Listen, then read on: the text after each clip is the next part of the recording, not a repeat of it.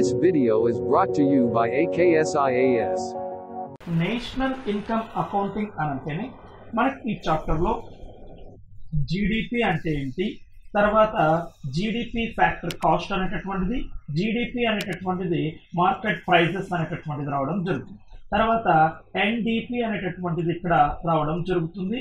ఇది ఇక్కడ కూడా మార్కెట్ ప్రైస్ అనేటటువంటిది వస్తుంది. తర్వాత ఫ్యాక్టర్ కాస్ట్ అనేటటువంటిది కూడా రావడం జరుగుతుంది. తర్వాత జిఎన్పి అనేటటువంటిది ఇక్కడ మీకు రావడం జరుగుతుంది. ఈ జిఎన్పి అనేటటువంటిది కూడా ఫ్యాక్టర్ కాస్ట్ అనేటటువంటిది, మార్కెట్ ప్రైజెస్ అనేటటువంటిది ఇక్కడ మీకు రావడం జరుగుతుంది. తర్వాత ఎన్ఎన్పి అనేటటువంటి కాన్సెప్ట్ కూడా ఉంటుంది. ఎన్ఎన్పి అనేటటువంటిది మార్కెట్ ప్రైజెస్ లో ఉండడం జరుగుతుంది. అదేవిధంగా ఫ్యాక్టర్ కాస్ట్ అనేటటువంటి కాన్సెప్ట్ లో కూడా మీకు ఇక్కడికి రావడం జరుగుతుంది. ఇవి ఇక్కడ ఉండేటటువంటి ఈ నేషనల్ ఇన్కమ్ అండ్ అకౌంటింగ్ అనేటటువంటి దాంట్లో మనము వీటి గురించి తెలుసుకోవడం జరుగుతుంది. వీటి గురించి తెలుసుకోవడానికంటే ముందు మనము ఇక్కడ కొన్ని ఫండమెంటల్స్ అనేటటువంటివి తెలుసుకోవడం జరుగుతుంది. అవి ఏంటి అంటే ఇక్కడ వచ్చేటటువంటి some basic concepts of macro economics అనేటటువంటి తెలుసుకుంటే, ఫస్ట్ వన్ ఏంటి అంటే ఇక్కడ స్టాక్ అంటే ఏమిటి, తర్వాత నెక్స్ట్ వన్ ఇక్కడ వచ్చేటటువంటి ఫ్లో అంటే ఏమిటి, తర్వాత నెక్స్ట్ ఇక్కడ వచ్చేటటువంటి ఫైనల్ గూడ్స్ అంటే ఏమిటి, ఇంటర్మీడియట్ గూడ్స్ అంటే ఏమిటి అనేటటువంటి ఈ కాన్సెప్ట్ ని మనం ఇక్కడ తెలుసుకోవడం జరుగుతుంది. సో ఫస్ట్ వన్ స్టాక్ అంటే ఏమిటి, ఫ్లో అంటే ఏమిటి అని తెలుసుకుందాం. స్టాక్ అంటే దాన్ని మనం ఇక్కడ ఏమని చెప్పొచ్చు అని అంటే ఇది ఒక పాయింట్ ఆఫ్ టైం, అంటే కరెక్ట్ ఒక ఖచ్చితమైనటువంటి సమయాన్ని మనం ఇక్కడ ఏమని చెప్పొచ్చు అని అంటే స్టాక్ అనేటటువంటి ఈ కాన్సెప్ట్ లోకి మనం ఇక్కడ చెప్పడం జరుగుతుంది. అదేవిధంగా ఫ్లో అంటే దాని మీనింగ్ ఏంటి అని అంటే over a period of time అనేటటువంటిది రావడం జరుగుతుంది. సో స్టాక్ అంటే దాని మీనింగ్ మనకి ఇక్కడ ఏమవుతుంది అని అంటే కేవలం ఇక్కడ ఉండేటటువంటి పాయింట్ ఆఫ్ టైం అనేటటువంటి, ఫ్లో అంటే over a period of time అనేటటువంటి. ఇప్పుడు ఫర్ ఎగ్జాంపుల్ ఒక దేశ జనాభా 2011 సంవత్సరానికి అని అంటే 2011 సంవత్సరానికి సంబంధించి ఆ దేశ జనాభా ఎంత ఉంది అని చెప్పేదే మనం స్టాక్ గా చెప్పడం జరుగుతుంది. అదే 2001 నుంచి 2011 వరకు ఆ దేశంలో జరిగినటువంటి మరణాల సంఖ్య కానీ జననాల సంఖ్య కానీ చెప్పేటటువంటి దాన్ని మనం ఫ్లో అని చెప్పడం జరుగుతుంది. అంటే ఫ్లో అంటే ఒక నిర్దిష్ట కాల పరిమితికి సంబంధించినటువంటి అంశాల గురించి చెప్తే మనం ఇక్కడ ఫ్లో చెప్తాం.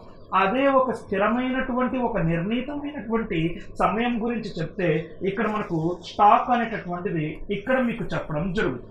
అదే విధంగా ఇక్కడ ఉండేటటువంటి ఆదాయం అనేటటువంటిది, తర్వాత సంపద అనేటటువంటిది ఇక్కడ తీసుకోవడం జరుగుతుంది. సంపద అనంటే మనకి ఇక్కడ స్టాక్ అనేటటువంటి దానికి ఎగ్జాంపుల్ గా ఇవ్వచ్చు. ఆదాయం అనేటటువంటిది ఇక్కడ మనకు ఫ్లో అనేటటువంటి కాన్సెప్ట్ లోకి ఇక్కడ చెప్పడం జరుగుతుంది. అదే విధంగా ఇక్కడ ఉండేటటువంటి నెక్స్ట్ వన్ ఏంటి అని అంటే ఇదంతా కూడా మనకు స్టాక్ కి తర్వాత ఇక్కడ వచ్చేటటువంటి ఈ యొక్క ఫ్లో కి ఎగ్జాంపుల్ గా రావడం జరుగుతుంది. సో తర్వాత ఇక్కడ ఇప్పుడు మనం ఇక్కడ ఫండమెంటల్ పార్ట్ లో ఉండేటటువంటి నెట్ ఇన్వెస్ట్మెంట్ అనేటటువంటి ఈ కాన్సెప్ట్ తెలుస్తుంది. నెట్ ఇన్వెస్ట్మెంట్ అంటే గ్రాస్ ఇన్వెస్ట్మెంట్ మైనస్ డిప్రిసియేషన్ అని అంటారు. సో తరుగుదల మళ్ళీ నెక్స్ట్ వన్ ఇక్కడ వచ్చేటటువంటి ఈ యొక్క net investment, gross investment, depreciation అనేటటువంటిది మనకి ఇక్కడికి రావడం జరుగుతుంది. ఫస్ట్ ఆఫ్ ఆల్ మనం ఇక్కడ నెట్ ఇన్వెస్ట్మెంట్ అనేటటువంటిది తెలుసుకోవడానికంటే ముందు గ్రాస్ ఇన్వెస్ట్మెంట్ అనేటటువంటిది ఏమిటి, తర్వాత డిప్రిసియేషన్ అనేటటువంటిది ఏంటో తెలుసుకున్నాం. అవి రెండు తెలుసుకున్న తర్వాత ఇవి రెండింటినీ మైనస్ చేస్తున్నాము అని అంటే మనకి ఇక్కడ వచ్చేటటువంటిది నెట్ ఇన్వెస్ట్మెంట్ అని అంటాం. మనం ఇంతకు ముందు ఉన్నటువంటి చాప్టర్ లో ఒక ఫైనల్ ప్రోడక్ట్ అంటే ఒక వస్తువు తయారు కావడానికి ఇక్కడ ఉండేటటువంటి ల్యాండ్ అనేటటువంటిది కావాలి, లేబర్ అనేటటువంటి వాళ్ళు కావాలి, నెక్స్ట్ వన్ ఇక్కడ వచ్చేటటువంటి క్యాపిటల్ అనేటటువంటిది కావాలి, నెక్స్ట్ వన్ ఇక్కడ వచ్చేటటువంటి ఈ యొక్క ఇన్వెస్ట్మెంట్స్ అనేటటువంటివి కావాలి అని అంటారు. అంటే ఒక వస్తువు తయారు కావడానికి ల్యాండ్ కానీ, మిషనరీస్ కానీ, లేబర్స్ కానీ వీటన్నింటినీ మనము కావాలి అని అంటే కాస్త పెట్టుబడి అనేటటువంటిది రావడం జరుగుతుంది. మనం ఒక వస్తువు ఇక్కడ తయారు అవ్వాలి అని అంటే ఎన్నో రకాలైనటువంటి వాటికి మనం కొద్దిగా పెట్టుబడి పెట్టాలి. ఆ పెట్టుబడిని మనం ఏమంటాము అంటే గ్రాస్ ఇన్వెస్ట్మెంట్ అని అంటాం.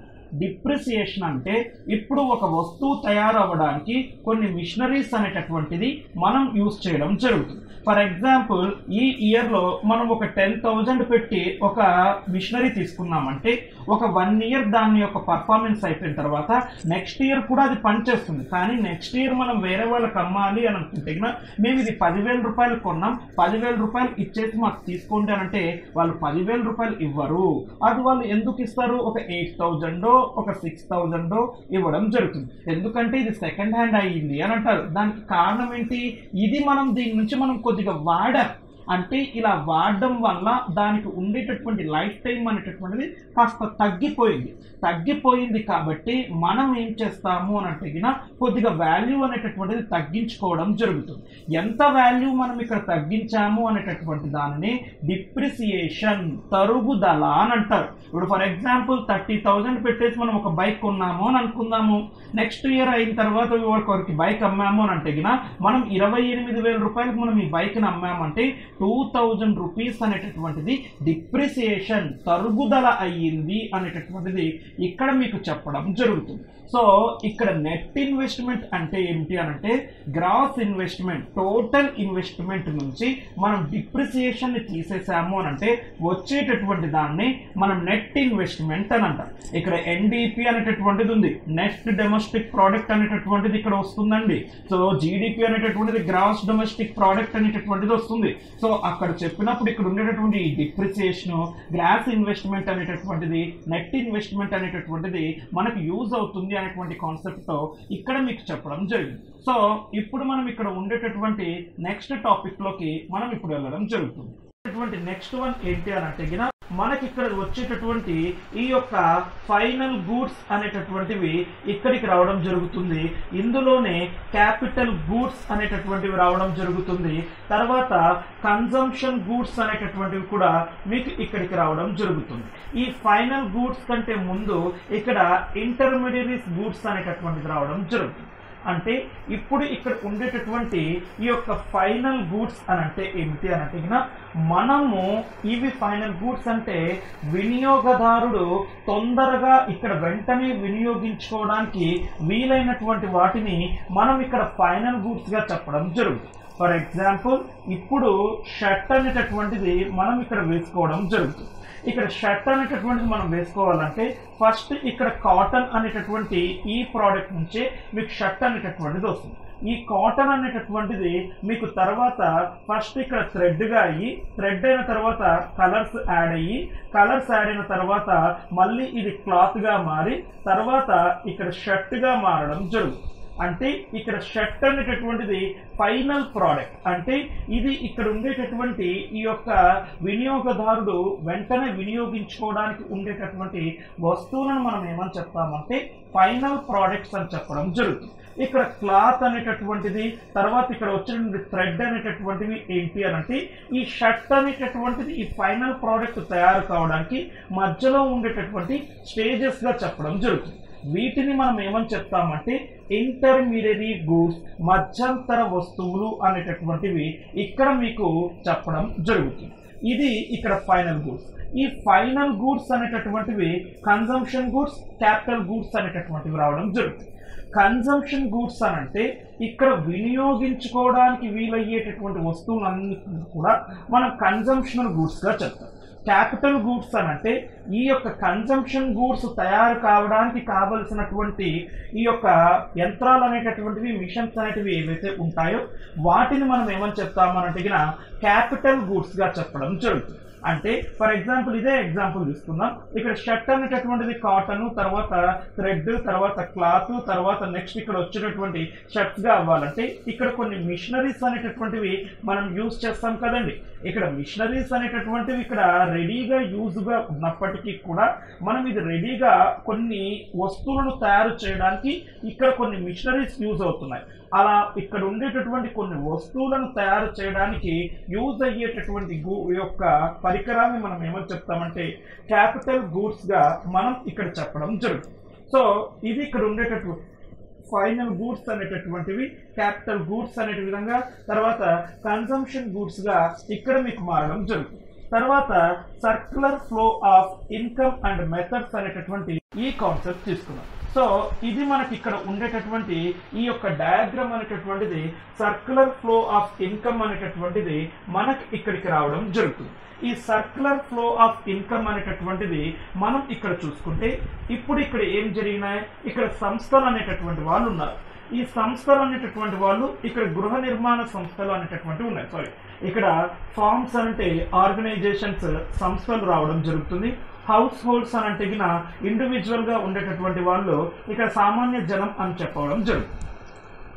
ఇప్పుడు వీళ్ళేం చేస్తారు అని అంటే ఇక్కడ ఉండేటటువంటి ఈ హౌస్ హోల్డ్స్ అనేటటువంటి వాళ్ళు ఇక్కడ సర్వీసెస్ అనేటటువంటిది ఇక్కడ వీళ్ళు ప్రొవైడ్ చేయడం జరుగుతుంది.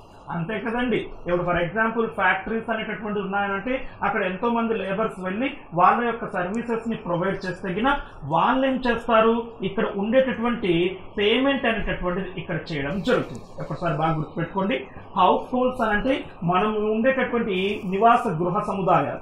ఈ గృహ సముదాయాలు అన్నీ కదండి ఇక్కడ ఉండేటటువంటి సంస్థల్లో మనం పని చేయడం. ఇక్కడ సంస్థ అంటే అది సాఫ్ట్వేర్ సంస్థ అయినా ఉండొచ్చు, లేకపోతే మ్యానుఫ్యాక్చరింగ్ ఇండస్ట్రీ అయినా ఉండొచ్చు, బ్యాంక్ అయినా ఉండొచ్చు, ఏవైనా ఉండొచ్చు అండి. ఇక్కడ ఆ సంస్థల్లో మనం వెళ్ళి ఇక్కడ పని చేయడం జరుగుతోంది. ఆ పని చేసినందుకు ఇక్కడ మనం సర్వీసెస్ అనేటటువంటిది ఇస్తున్నాం. ఈ సర్వీసెస్ ఇస్తున్నందుకు మనకి ఎవ్రీ మంత్ ఇక్కడ పేమెంట్ అనేటటువంటిది ఇవ్వడం జరుగుతుంది కదండి. సో అవి ఇక్కడ పేమెంట్స్ అనేటటువంటిది మనం ఇక్కడికి వెళ్ళడం జరుగుతుంది. సో హౌస్ హోల్డ్ వాళ్ళు సర్వీసెస్ ఇస్తే ఇక్కడ ఉండేటువంటి ఆర్గనైజేషన్స్ అనేటటువంటి వాళ్ళు వీళ్ళు ఇక్కడ ఉండేటటువంటి ఈ యొక్క ఇన్కమ్ అనేటటువంటిది ఇవ్వడం జరుగుతుంది. ఎప్పుడైతే మనకి ఇక్కడ ఇన్కమ్ అనేటటువంటిది వస్తుందో ఆ ఇన్కమ్ తో మనం కొన్ని రకాలైనటువంటి వస్తువులు, ఏసీలు కానివ్వండి, రిఫ్రిజరేటర్స్ కానివ్వండి, నెక్స్ట్ టీవీస్ కానివ్వండి, నెక్స్ట్ సెల్ ఫోన్స్ కానివ్వండి, వీటన్నింటినీ మనం ఇక్కడ పర్చేస్ చేయడం జరుగుతుందండి. ఇప్పుడు వీటన్నింటినీ మనం ఇక్కడ పర్చేస్ చేసాము అని అంటే ఇక్కడ ఉండేటటువంటిది స్పెండింగ్ చేయడమే కదండి. ఇవన్నీ తయారు చేసేది ఎవరండి, ఒక మల్టీనేషనల్ కంపెనీస్ అనేటటువంటివి ఇక్కడ తయారు చేయడం జరుగుతుంది. అంటే మనం ఇక్కడ స్పెండింగ్, మనం ఇక్కడ చేసేటటువంటి ఖర్చు ఇక్కడ ఉండేటటువంటి సంస్థలకు ఆదాయం లాంటిది. అదే విధంగా ఇక్కడ సంస్థలు అనేటటువంటివి మనకి ఇక్కడ ఉండేటటువంటి వస్తువులను, సర్వీసెస్ ని ప్రొవైడ్ చేయడం జరుగుతుంది. సో ఇది మనకి ఇక్కడ తెలియదు ఏంటి అంటే ఈ విధంగా మన యొక్క సమాజంలో మనీ అనేటటువంటిది సర్కులర్ అవుతుంది. ఒకరు ఖర్చు చేయడం జరిగితే అది ఒకరికి ఆదాయం అనేటటువంటిది అవుతుంది. ఒకరు ఆదాయం అనేటటువంటిది ఇస్తున్నాము అని అంటే అది ఒకరికి ఖర్చుగా ఉంటుంది. ఇప్పుడు సంస్థలు అనేటటువంటివి హౌస్ హోల్డ్స్ అనేటటువంటి వాళ్ళకి నెల నెల శాలరీస్ ఇవ్వడం అనేది ఇక్కడ ఉండేటటువంటి ఆర్గనైజేషన్స్ ఖర్చు లాంటిది. కానీ ఇక్కడ ఉండేటటువంటి హౌస్ హోల్డ్స్ అనేటటువంటి వాళ్ళకి అది ఒక ఆదాయం లాంటిది. అంటే ఇక్కడ వీళ్ళకు ఖర్చు, వీళ్ళకి ఆదాయమైంది. అదే విధంగా ఇక్కడ వీళ్ళు చేసేటటువంటి ఖర్చు అంటే ఇక్కడ ఏసీ కొనాలన్నా, రిఫ్రిజిరేటర్ కొనాలన్నా, టీవీ కొనాలన్నా, సెల్ ఫోన్ కొనాలన్నా ఇక్కడ ఉండేటటువంటి వాళ్ళకి ఇది ఖర్చు. ఇది ఖర్చు ఏమవుతుంది, ఇక్కడ ఉండేటటువంటి సంస్థలకి ఇది ఆదాయం అనేటటువంటిది అవుతుంది. అంటే ఇక్కడ వీళ్ళు సర్వీసెస్ ఇస్తారు, వీళ్ళు పేమెంట్లు ఇస్తారు, తర్వాత వీళ్ళు స్పెండింగ్ చేస్తారు, వీళ్ళు గూడ్స్ అండ్ సర్వీసెస్ ఇస్తారు. అలా మన సమాజంలో ఈ యొక్క మనీ అనేటటువంటిది ఒక సర్క్యులర్ లెవెల్లో ఇక్కడ ఫ్లో అవుతుంది అనేటటువంటిది మనకి ఇక్కడ చెప్పడం, ఫ్లో ఆఫ్ ఇన్కమ్ అనేటటువంటిది మనం ఇక్కడ చెప్పడం జరుగుతుంది. సో ఇది ఇక్కడ ఉండేటటువంటి ఈ యొక్క సర్క్యులర్. ఇక్కడ జీడిపిని మనం ఇక్కడ క్యాల్కులేట్ చేయడానికి 3 మెథడ్స్ని తీసుకుంటాం. ఆ 3 మెథడ్స్లో ఫస్ట్ వన్ ఏంటి అని అంటే the product or value method అనేటటువంటి వాల్యూ యాడెడ్ మెథడ్ అనేది, సెకండ్ వన్ ఇన్కమ్ మెథడ్ అనేటటువంటిది, థర్డ్ వన్ ఎక్స్పెండిచర్ మెథడ్ అనేటటువంటిది తీసుకుంటాం. ఇక్కడ వాల్యూ యాడెడ్ మెథడ్ అని అంటే దాని మీనింగ్ ఏంటి అని అంటే ఒక వస్తువుకి అదనంగా మనం చేసినటువంటి వాల్యూ యాడెడ్ని ఇక్కడ జాతీయ ఆదాయాన్ని ఇక్కడ గణించుటలో ఉపయోగించడం జరుగుతుంది. ఫర్ ఎగ్జాంపుల్ ఒక రైతుకి 100 రూపాయల గోధుమలు అనేటటువంటిది పండించాడు అని అనుకుందాం. ఈ 100 రూపాయల గోధుమలు పండించిన తర్వాత ఇక్కడ బేకరీ అనేటటువంటి వాడు ఒక 50 రూపాయల గోధుమలు తీసుకొని బ్రెడ్ తయారు చేసుకున్నాడు అని అనుకుందాం. ఆ బ్రెడ్ 50 రూపాయల గోధుమలు తయారు చేసుకొని అతడు 200 రూపాయలు వాల్యూ చేసే బ్రెడ్ని ఇక్కడ తీసుకున్నాడు అని అనుకుందాం. ఇప్పుడు క్యాల్కులేట్ చేసేటప్పుడు 100 రూపాయలు ఇక్కడ జీడిపిలో ఇక్కడ తీసుకోవడం జరుగుతుంది. ఆ 100 రూపాయల్లో నుంచి ఇక్కడ 50 రూపాయలు ఇక్కడికి పోయింది, ఇక్కడ 200 రూపాయలు అనేటటువంటిది ఇక్కడ వచ్చినప్పటికీ కూడా ఈ 200 రూపాయల్లో 50 రూపాయలు అతడు ఇక్కడ ఇనీషియల్గా ఇక్కడ తీసుకొని వచ్చాడు కాబట్టి ఈ 50 రూపాయలని మైనస్ చేసేసి 150 ఈక్వల్ టు 250 రూపాయలుగా ఇక్కడ జీడిపిని తీసుకోవడం జరుగుతుంది. అంటే వాల్యూ యాడెడ్లో ఒక వస్తువు ఒక అంతిమ వస్తువుగా ఇప్పుడు ఇక్కడ ఒక ప్రోడక్ట్ వచ్చింది అని అంటే ఈ ప్రోడక్ట్ రావడానికి ఇంటర్మీడియట్ కన్జంప్షన్ ఏదైతే ఉంటుందో దాన్ని అంతా మైనస్ చేసేసి ఈ యొక్క రేట్ అంటే ఇప్పుడు ఫర్ ఎగ్జాంపుల్ 50 రూపాయలు ఉంది అని అనుకుందాం, ఇంటర్మీడియట్ కన్జంప్షన్ ఒక 10 రూపాయలు అయ్యింది అని అనుకుంటే 40 రూపాయలు అనేటటువంటిదే ఇక్కడ తీసుకొని రావడం జరుగుతుంది. దీన్ని మనం వాల్యూ యాడెడ్ మెథడ్ అని అంటాం. ద నెక్స్ట్ వన్ ఏంటి అని అంటే the one is noun as ఇక్కడ వచ్చేటటువంటి ఈ యొక్క ఎక్స్పెండిచర్ మెథడ్ అనేటటువంటి ఈ కాన్సెప్ట్ వస్తుంది. అంటే వస్తువు యొక్క ఉత్పత్తి అనేటటువంటిది రావడం జరుగుతుంది. వస్తువు యొక్క ఉత్పత్తి మెథడ్లో ఏం జరుగుతుందంటే ఒక వస్తువు ఉత్పత్తి ఒక చోట జరిగిన చోటనే ఇక్కడ క్యాలిక్యులేట్ చేయడం జరుగుతుంది. ఎక్స్పెండిచర్ మెథడ్, ఈ ఎక్స్పెండిచర్ మెథడ్ అనేటటువంటి ఈ మెథడ్ ద్వారానే ఇక్కడ ఉండేటటువంటి ఈ యొక్క జీడిపి గణన చేయడం జరుగుతుంది. ప్రజెంట్ ఇప్పుడు మనం ఇంతకు ముందే చెప్పినాం అంతిమ వస్తువుల యొక్క ఖర్చు ఏదైతే ఉంటుందో అంతిమ వస్తు సేవల యొక్క మొత్తాన్నే ఇక్కడ మనం గణించడం జరుగుతుంది అని అంటాం.